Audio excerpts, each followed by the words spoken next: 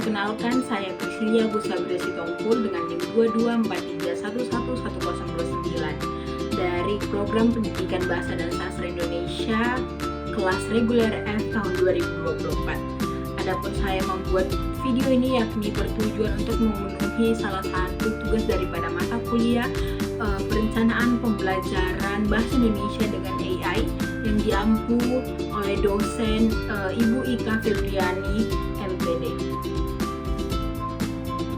Pertama, kita akan membahas tentang identitas modul ini. Identitas modul ini sebelum saya ubah menjadi modul ajar, pertama-tama saya akan mencari capaian pembelajarannya, yakni dari instansi SMP Negeri 1 Kota Sibolga dan tahun penyusunan capaian pembelajaran yakni 2024-2025. Jenjang sekolah yang saya ambil yakni jenjang SMP, mata pelajaran yang diampu yakni Bahasa Indonesia, dan fase serta kelas yakni fase D dan kelas 7. Capaian pembelajaran yang terdapat dalam modul yakni peserta didik mulai mampu menyampaikan gagasan, pikiran dan pandangan secara logis, kritis serta kreatif dalam membentuk monolog atau dialog untuk memecahkan masalah dan mencari solusi. Dalam mengemukakan gagasannya, mereka dapat menggunakan kosakata baru dengan makna denotatif, konotatif, dan kiasan sesuai dengan tipe teks, pendengar, norma kesopanan, dan tujuan komunikasi. Selain itu, peserta didik berpartisipasi secara aktif, kontributif, dan santun dalam diskusi dengan tuturan yang empatik dan efektif. Baik dalam paparan fiksi maupun informasional menggunakan media multimodal, mereka juga mampu memaparkan berbagai topik aktual dengan persiapan yang baik berdasarkan pengamatan dan pengalaman. Selain itu, peserta didik dapat menyimpulkan ide pokok serta menganalisis akurasi dan kualitas informasi dari berbagai tipe teks, baik fiksi maupun informasional, yang disimak dalam bentuk monolog, dialog, atau gelar wicara secara sederhana berdasarkan pengetahuan dan pengalaman mereka.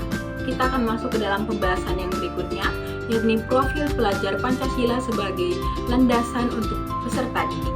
Yang pertama yakni mandiri, mampu mengatur diri sendiri, mengambil keputusan dengan tanggung jawab, serta terus belajar dan berkembang tanpa bergantung pada orang lain. Yang kedua yakni bernalar kritis, menganalisis informasi secara objektif, membedakan fakta serta opini, serta mengambil keputusan berdasarkan pemikiran logis dan bukti yang kuat. Yang ketiga yakni kreatif, menghasilkan ide baru, menemukan solusi inovatif, serta berani mencoba dan mengeksplorasi gagasan tanpa takut gagal. Baik, kita akan masuk ke dalam materi selanjutnya yang telah saya paparkan di dalam modul ajar saya, yakni kegiatan pembelajaran. Yang pertama, guru membuka kegiatan dengan aktivitas rutin di kelas seperti menyapa, berdoa, dan mengecek kehadiran siswa. Kegiatan ini menciptakan suasana kelas yang nyaman serta menanamkan kebiasaan disiplin serta tanggung jawab pada diri siswa. Yang kedua yakni kelas dilanjutkan dengan doa yang dipimpin oleh seorang siswa sebagai bentuk latihan serta kepemimpinan dalam kehidupan sehari-hari mereka. Yang ketiga, siswa selalu diingatkan untuk selalu menggunakan sikap disiplin dalam setiap kegiatan agar manfaatnya dapat dirasakan dalam mencapai cita-cita mereka di masa depan. Yang keempat, yakni menyanyikan lagu Garuda Indonesia atau mungkin bisa diganti dengan lagu nasional lainnya, bertujuan untuk menumbuhkan rasa cinta tanah air dan meningkatkan semangat nasionalisme dalam peserta didik. Dan yang terakhir, yakni pembiasaan membaca, menulis, mendengarkan, atau berbicara selama 15-20 menit. Ini dilakukan dengan memilih topik menarik seperti tokoh dunia, kesehatan, kebersihan, cerita inspiratif, dan motivasi. Kegiatan ini membantu meningkatkan keterampilan literasi dan memperkaya wawasan siswa tentang berbagai isu penting dalam kehidupan. Baik, kita akan masuk ke dalam kegiatan inti daripada kegiatan pembelajaran yang telah saya bahas di dalam modul ajar saya. Yang pertama, peserta didik perlu dibimbing ketika menuliskan rancangan untuk teks deskripsi. Mintalah mereka mempresentasikan rancangannya. Yang kedua, guru perlu memberi masukan kepada rancangan tersebut. Yang ketiga, peserta didik kemudian menuangkan kerangka tersebut dalam tulisan utuh dengan struktur pembuka, isi, serta penutup kerangka secara lengkap. Yang keempat, yakni peserta didik pun dapat melengkapi tulisannya tersebut dengan gambar atau foto yang menarik dan sesuai setelah selesai menulis. Dan yang terakhir, peserta didik dapat menyunting silang tulisan tersebut dengan teman. Latihan penyuntingan ini dimaksudkan untuk mengasah pemahaman tata bahasa dan pembiasaan penulisan ejaan serta tanda baca yang tepat. Sebelum menyunting tulisan teman, guru dapat membuat kesepakatan dengan peserta didik tentang tanda atau ejaan atau tanda baca yang perlu diperbaiki, garis bawah untuk frasa yang perlu diklarifikasi, serta penyuntingan langsung untuk kesalahan yang ditulis oleh peserta didik tersebut. Kegiatan berikutnya dalam kegiatan pembelajaran yakni menyimak serta menilai paparan teman. Yang pertama, kegiatan menyimak paparan teman tidak hanya melatih kemampuan mereka untuk memahami serta menilai informasi pada paparan tersebut, tetapi juga mengapresiasi dan mempelajari unsur baik pada paparan tersebut. Dapat dilakukan dalam kelompok kecil dan kelompok besar. Peserta didik dapat diingatkan untuk menyimak dan dengan baik dengan beberapa aturan yang disepakati bersama. Misalnya, yang pertama, mendengarkan paparan dengan wajah dan tubuh menghadap pembicara. Yang kedua, tidak bercakap-cakap selama teman memaparkan karyanya. Yang ketiga, bertanya atau menyampaikan pendapat setelah teman selesai bicara. Yang kedua, selain beberapa indikator penilaian pada tabel, guru dapat menambah beberapa pertanyaan untuk mengapresiasi paparan teman. Misalnya, guru menanyakan apa kelebihan paparan teman yang kalian pelajari. Dan yang kedua yakni apakah ide unik pada paparan teman yang membuatnya berbeda daripada yang lain. Dan yang terakhir, dalam kegiatan pembelajaran yakni kegiatan penutup. Yang pertama, menyimpulkan pembelajaran dengan meminta siswa untuk mengungkapkan pendapatnya terkait dengan materi pembelajaran yang telah dilaksanakan. Yang kedua, guru bersama siswa menutup kegiatan dengan doa dan juga salam. Materi selanjutnya kita akan masuk ke dalam pembahasan materi tentang teks deskripsi. Yang pertama kita akan membahas definisi. Teks deskripsi adalah teks yang menggambarkan suatu objek, tempat, atau peristiwa secara rinci dan jelas agar pembaca dapat membayangkan atau memahami hal yang dideskripsikan. Dalam definisi daripada teks deskripsi, yakni memuat ciri-ciri, struktur, serta jenis. Yang pertama kita akan membahas ciri-ciri. Ciri-ciri yang pertama menggunakan kata-kata yang menggambarkan atau deskriptif tadi. Yang kedua, mengandalkan panca indera untuk memberikan detail atau penglihatan, pendengaran, penciuman, peraba, atau perasa. Yang ketiga, yakni bersifat informatif dan mengubah imajinasi pembaca. Yang kedua, yakni struktur. Yang pertama, identifikasi atau pengenalan objek yang dideskripsikan. Yang kedua, deskripsi bagian atau penjelasan detail tentang bagian-bagian objek.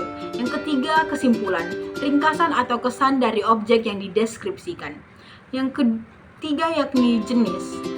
Ada dua jenis yang terdiri dari teks deskripsi. Yang pertama yakni deskripsi objektif atau sesuai fakta tanpa opini. Yang kedua yakni deskripsi subjektif, berisi opini atau perasaan penulis. Baik, kita akan masuk ke dalam pembahasan berikutnya, yakni mengenai tujuan penulisan daripada teks deskripsi. Yang pertama, memberikan gambaran yang jelas. Ini membantu pembaca memahami suatu objek, tempat, atau peristiwa dengan detail. Yang kedua, membangkitkan imajinasi. Ini membuat pembaca seolah-olah dapat melihat, mendengar, atau merasakan hal yang dideskripsikan. Yang ketiga, yakni menyampaikan informasi. Ini menjelaskan karakteristik suatu objek secara objektif atau subjektif. Yang keempat, yakni meningkatkan pemahaman. Ini membantu pembaca mengenali sesuatu lebih dalam melalui penjelasan yang tinggi. Yang kelima, yakni membantu visualisasi. Ini mempermudah pembaca dalam membayangkan bentuk, warna, suara, aroma, atau rasa dari sesuatu.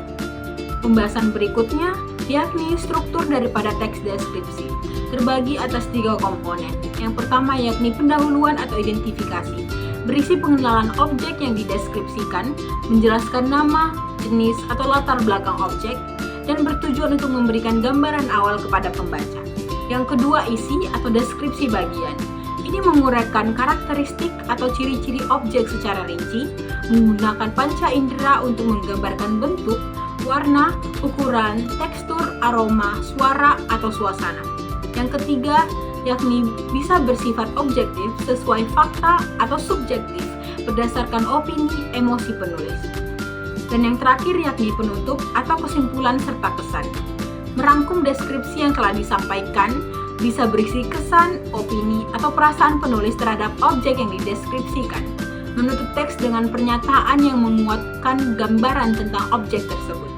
Baik, berikutnya kita akan masuk ke dalam contoh daripada salah satu teks deskripsi yang akan saya paparkan, yakni yang berjudul Keindahan Pantai Parangtritis. Pantai Parangtritis terletak di Kabupaten Bantul, Yogyakarta. Pantai ini memiliki pasir hitam yang eksotis dan ombak besar yang khas.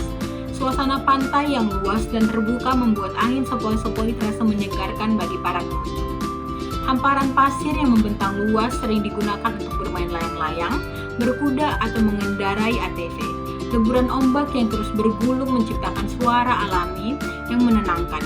Di sekitar pantai terdapat banyak warung yang menjual makanan khas seperti jagung bakar dan kelapa muda, menambah kenyamanan bagi wisatawan yang ingin bersantai. Saat senja tiba, langit di atas pantai Parangtritis berubah warna menjadi jingga keemasan. Matahari yang perlahan tenggelam menciptakan pemandangan yang indah dan romantis. Keindahan ini menjadikan Pantai Parangtritis sebagai salah satu destinasi wisata favorit bagi banyak orang. Kita akan masuk ke dalam identifikasi daripada teks yang telah saya bahas tadi mengenai Pantai Parangtritis yang ada di Kabupaten Bantul, Kota Yogyakarta. Identifikasi contoh daripada teks deskripsi yang pertama yakni pendahuluan atau identifikasi. Terletak pada kalimat Pantai Parangtritis adalah salah satu pantai terkenal di Yogyakarta yang memiliki pesona alam luar biasa. Terletak di Kabupaten Bantul, pantai ini terkenal dengan pasirnya yang warna hitam serta eksotis, serta ombak besar khas pantai selatan. Yang kedua yakni isi atau deskripsi bagian pada cerita yang telah saya paparkan. Yakni sesampainya di Pantai Parangtritis, angin sepoi-sepoi langsung menyambut para pengunjung. Hamparan pasir hitam yang luas membentang sejauh mata memandang, dihiasi dengan jejak kaki para wisatawan. Ombak bergulung-gulung dengan suara gemuruh yang khas, menciptakan suasana yang menenangkan. Di sepanjang pantai terdapat banyak warung kecil yang menjual makanan dan minuman khas daerah. Selain itu, pengunjung juga menikmati wisata naik andong atau ATV atau yang kita lebih kenal itu dengan motor listrik untuk menjelajahi pantai lebih jauh. Saat matahari mulai tenggelam, langit di atas Parangtritis berubah menjadi perpaduan warna jingga, merah, ungu yang memukau mata. Pemandangan ini semakin indah dengan siluet bukit di kejauhan serta deburan ombak yang terus menyapu pantai. Dan untuk identifikasi terakhir yakni penutup atau kesimpulan serta kesan. Pantai Parangtritis bukan hanya tempat yang indah untuk bersantai, tetapi juga menyimpan daya tarik budaya dan mitos yang menarik. Suasana pantai yang eksotis dan romantis membuatnya menjadi destinasi favorit bagi wisatawan lokal maupun mancanegara. Mengunjungi pantai ini adalah pengalaman yang tak terlupakan bagi siapa saja yang menyukai keindahan alam. Baik, kita akan masuk ke dalam pembahasan tentang kesimpulan mengenai materi daripada teks deskripsi yang telah saya paparkan tadi. Jadi kesimpulannya, teks deskripsi adalah teks yang menggambarkan suatu objek, tempat, atau peristiwa secara rinci agar pembaca dapat membayangkannya dengan jelas. Tujuan utama dari teks ini adalah memberikan gambaran yang detail, membangkitkan imajinasi, menyampaikan informasi, serta membantu visualisasi pembaca. Struktur teks deskripsi terdiri dari 3 bagian utama, yaitu pendahuluan atau identifikasi yang berisi pengenalan objek. Yang kedua, yakni isi atau deskripsi bagian yang menjelaskan ciri-ciri atau karakteristik objek secara rinci. Dan penutup atau kesimpulan serta kesan yang merangkum atau memberikan pandangan subjektif terhadap objek yang dideskripsikan. Contohnya adalah teks yang mendeskripsikan Pantai Parangtritis yang telah saya paparkan tadi dengan detail tentang keindahan alam, suasana pantai, serta aktivitas yang dapat dilakukan di sana. Dengan demikian, teks deskripsi berfungsi untuk memberikan pengalaman pembaca atau membaca yang lebih hidup dan membantu pembaca memahami suatu objek dengan lebih jelas. Baik, usai sudah penjelasan saya mengenai modul ajar yang membahas tentang deskripsi pada modul ajar yang telah saya lakukan. Dan semoga pembelajaran hari ini berguna untuk teman-teman semuanya. dan juga sampai jumpa di